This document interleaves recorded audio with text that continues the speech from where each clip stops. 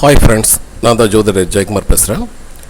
இப்பொழுது செப்டம்பர் மாதம் 2026 விருச்சக ராசிக்காரர்களுக்கு இந்த மாதத்தில் எப்படிப்பட்ட வாய்ப்புகள், என்ன பலன்கள் கிடைக்கும்? மிக முக்கியமான ஒரு அமைப்பே பார்த்திங்கன்னா, அந்த விருச்சக ராசினருக்கு நீங்கள் உங்களுக்குள்ள மறைந்திருந்த வாய்ப்புகள் அதெல்லாம் கிடைக்காதப்பா, அதெல்லாம் ரொம்ப நாளாச்சு, ரொம்ப ட்ரை பண்ணிட்டேன், ஒன்றும் பிரயோஜனம் இல்லை அப்படின்ட்டு போயிருந்த சில வாய்ப்புகள் எல்லாம் வெளிப்படுகின்ற மாதம். அதே சமயம் உங்களுக்குள்ளே இவ்வளவு அறிவா, இவ்வளவு தெளிவா, இவ்வளவு ஞானமா நமக்கு அப்படிங்கிற நீங்களே ஆச்சரியப்படத்தக்க வகையில் உங்களுடைய காரியங்கள் வெற்றி அடைய போகுதுங்க இந்த செப்டம்பர் மாதத்தில். ஆனால் உங்களுக்கு ஒரே மாதிரியான அனுபவமா போன மாதம் இப்படி தான் நடந்துச்சு, இந்த மாதமும் அப்படி தான் நடந்துச்சு அப்படிங்கிற மாதிரி இல்லைங்க. ஒரு யூனிக்காக இருக்கும். ஒரு புறம் உங்களுக்கு அதிர்ஷ்டம், உயர்கல்வி, ஆன்மீகம், தொலைதூர பயணம், இது எல்லாமே சேர்ந்து 9ஆம் இடம் விஷயங்களுக்கு குருவின் ஆதரவு உங்களுக்கு சூப்பராக இருக்குங்க. ஏன்னா இருக்கிறதே குரு அங்கே தான் இருக்கார், சரிங்களா? அதே சமயம் விருச்சக ராசி அப்படின்னு எடுத்துக்கிட்டால் செப்டம்பர் 2026 குரு கடகத்தில் இருக்கிறாரு, விருச்சகத்துக்கு 9ஆம் இடமாக அமையுதுங்க. சனி மீனத்தில் 5ஆம் இடத்துலையும், ராகு கும்பத்தில் 4ஆம் இடத்துலையும், கேது சிம்மத்தில் 10ஆம் இடத்துலையும் இருக்கார். ஸோ எனவே இந்த மாதத்தில் முக்கியமான ஒரு கோல்டன் வேர்டு அப்படின்னு பார்த்தீங்கன்னா, வேகத்தை விட விவேகம் முக்கியம். ஏற்கனவே நீங்கள் ரொம்ப ஸ்பீடாக இருப்பீங்க, அதே சமயம் ரொம்ப அறிவார்ந்த செயல்முறைகள், காரியங்கள் இந்த மாதத்தில் நடக்க போகுது. இந்த மாதத்தில் மிகப்பெரிய பலம் அப்படின்னு பார்த்தீங்கன்னா ஒன்றும் இல்லைங்க, அந்த குரு 9ஆம் இடம் இருக்குதுல்ல, அதே போதும், சரிங்களா? குரு கடகத்தில் உச்சமாக இருக்கிறாரு, அது 2ஆம் அதிபதி மற்றும் 5ஆம் அதிபதி இல்லையா? உங்களுடைய உயர்வுக்கு காரணம் அவர் தான், பணத்துக்கு காரணம் அவர் தான், குடும்பத்துக்கு காரணம் அவர் தான். செப்டம்பர் மாதம் முழுசும் அங்கே தான் இருக்கார். விருச்சக ராசிக்கு இது 9ஆம் இடம். ஜோதிடத்தில் பார்த்தீங்கன்னா 9ஆம் இடம் அதிர்ஷ்டங்க. தர்மம் பண்ணுறது, உயர்கல்வி, ஆசான், தந்தை, நீண்ட பயணம், வாழ்க்கையின் உயர்ந்த நோக்கங்களோடு தொடர்புடையதாக இந்த 9ஆம் இடம் பார்க்கப்படுது. இதனால் சில விருச்சக ராசியினருக்கு நீண்ட நாட்களாக தாமதமான காரியம் மெல்ல மெல்ல சூடு பிடிச்சு நகருங்க. நல்ல ஒரு வழிகாட்டி, கைடு அப்படிங்கிற ஒருத்தர் கிடைப்பார். ஆன்மீக ஈடுபாடு அதிகரிக்குங்க. வெளிநாடு அல்லது தொலைதூர வாய்ப்புகள் உங்களுக்கு உருவாகும். உயர்கல்வி அல்லது புதிய ஒரு விஷயத்தை கற்றுக்கிறது, திறனை வளர்த்திக்கிறது, இதெல்லாம் உங்களுக்கு எண்ணங்கள் உருவாகலாம். வாழ்க்கையை பற்றிய பார்வையே உங்களுக்கு டிஃப்ரென்ஸாக இருக்கும், சரிங்களா? மாறும். உங்களுக்கு கிடைக்கும் ஒரு நல்ல ஆலோசனையே பெரிய திருப்பமாக மாறக்கூடிய மாதம் தாங்க இது.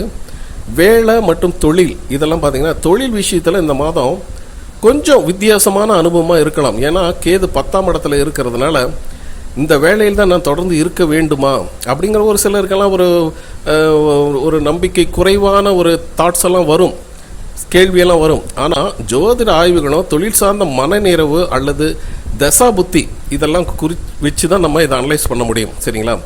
வேலையை விட்டுட்டு வேறு வேலை பார்க்கலாம், இதெல்லாம் செட்டே ஆகாது அப்படின்னு கூட ஒரு சிலருக்கு முடிவு எடுக்கலாம். ஆனால் அந்த முடிவில் கொஞ்சம் பார்த்து ஜாக்கிரதையாக ஹேண்டில் பண்ணுங்கள். ஏன்னா கேது 10ஆம் இடத்தை தொடர்ந்து இருக்க போகிறதில்ல, அதை ஒன்று பார்த்துங்க.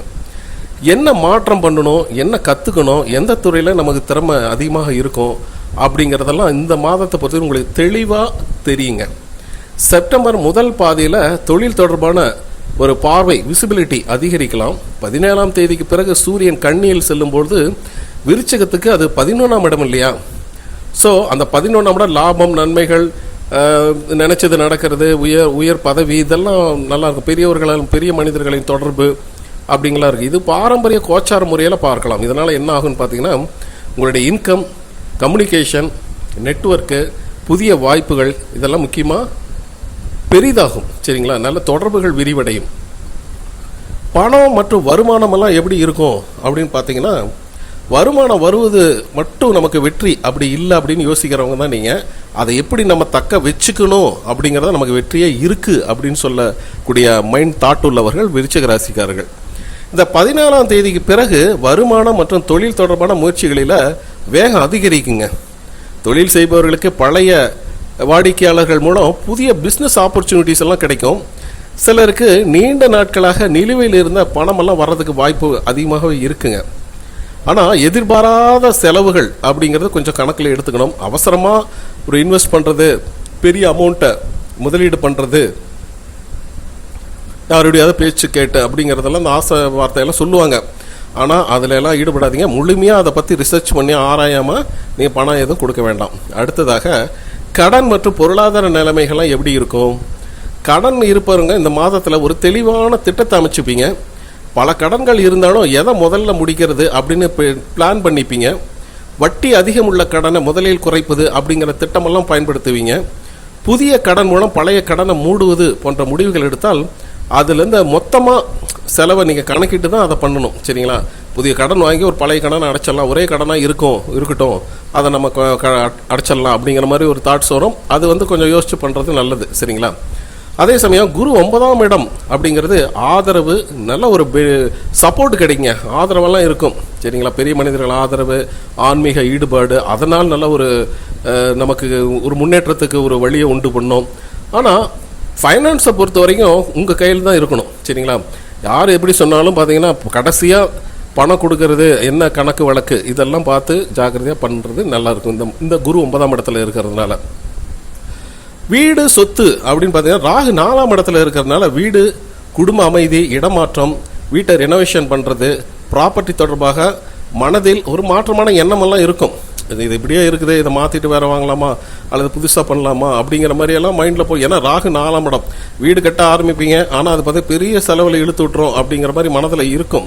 ராகு அப்படி தான் பண்ணுவார். ஆனால் ராகு தொடர்ந்து அங்கேயே இருக்கிறது இல்லை. சரிங்களா?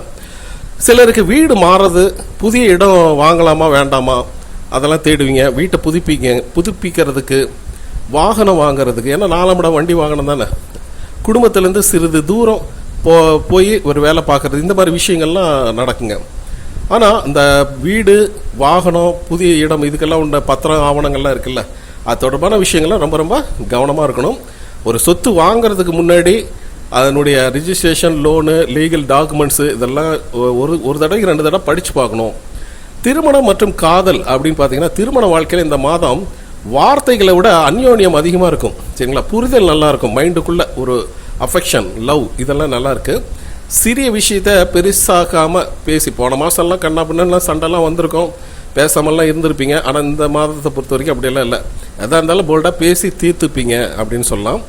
திருமணம் ஆகாதவர்களுக்கு குடும்பம் அல்லது நண்பர்கள் மூலம் ஒரு புதிய அறிமுகம் அப்படிங்கிற ஃப்ரெண்ட்ஸ் எல்லாம் கிடைப்பாங்க. காதல் உறவில் இருப்பவர்களுக்கு எதிர்காலத்தை பற்றிய சீரியஸ் டிஸ்கஷன், நம்ம எப்போ திருமணம் பண்ணி என்ன பண்ணலாம், ஏது பண்ணலாம், வேலை இருக்குது அப்படி இப்படி 2 பேரும் உட்காந்து பேசி ஒரு முடிவு எடுப்பீங்க. சனி 5ஆம் இடத்துல இருக்கிறதுனால காதல், பிள்ளைகள், கல்வி போன்ற விஷயங்களில் அவசரம் காட்டக்கூடாது, பொறுமையாக இருக்கணும். அதே சமயம் பொறுப்பாக இருக்கணும் அப்படிங்கிறது தான். உங்களுடைய ஃபேமிலி அட்டாச்மெண்ட், குடும்பம் அப்படின்னு பார்த்தீங்கன்னா வீட்டில் அனைவருடைய கருத்தும் ஒன்றாவே இருக்காதுங்க.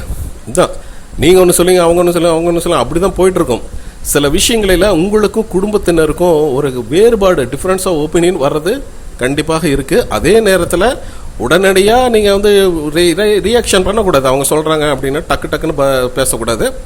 கொஞ்சம் நேரம் அமைதியாக யோசித்து அப்புறம் பதில் சொல்கிறது அப்படிங்கிறது நல்லது. விருச்சிக ராசியினர் பொறுத்த வரைக்கும் அவருடைய பலம் அவருடைய ஆழமான சிந்தனை.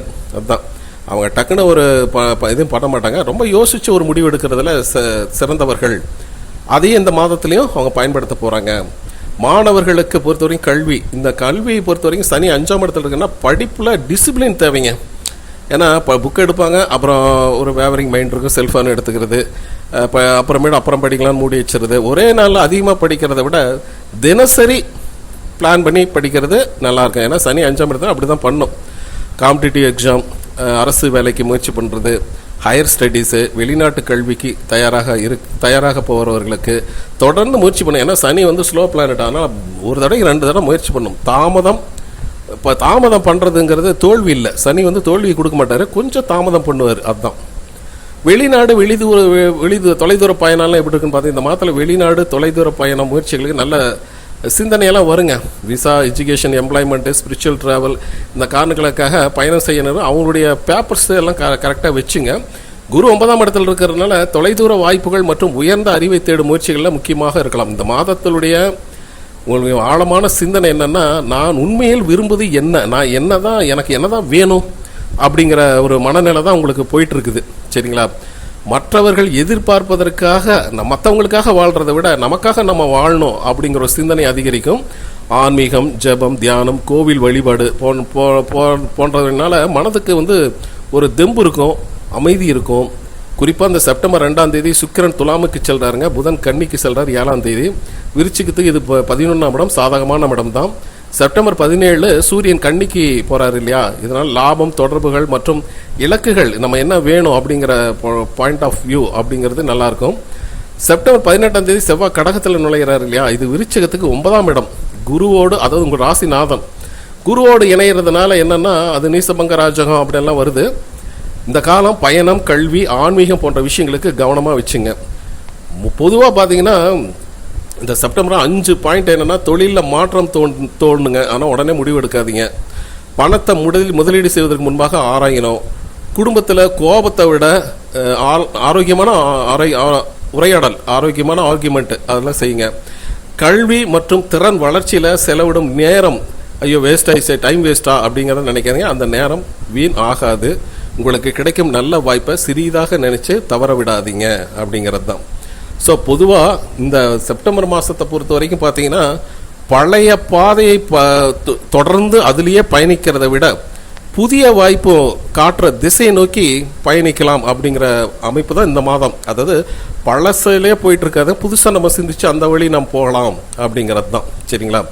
இது பார்த்தீங்கன்னா நம்ம பொதுவான ஒரு பலன்களை தான் சொல்லியிருக்கோம். உங்களுடைய சுய ஜாதகத்தில் கோள்களை, நிலைகள், தசாபுத்திகள் இதெல்லாம் வச்சு 100% நம்ம கரெக்டாக பதில் சொல்லலாங்க, பலன் சொல்லலாம். இதற்காக எங்கிட்ட ஒரு கன்சல்டேஷன் இந்த மாதம் எப்படி இருக்கும் அப்படின்னு தெரிஞ்சுக்க ஆவல் இருந்தால் ஸ்க்ரீனில் இருக்கிற என்னோட வாட்ஸ்அப் எனக்கு கான்டாக்ட் பண்ணி மெசேஜ் பண்ணுங்கள். அதற்குரிய கட்டணங்கள் செலுத்தி பார்த்துக்கலாம் நீங்கள் விரும்பினால். சரிங்களா? ஓகே, பாய்.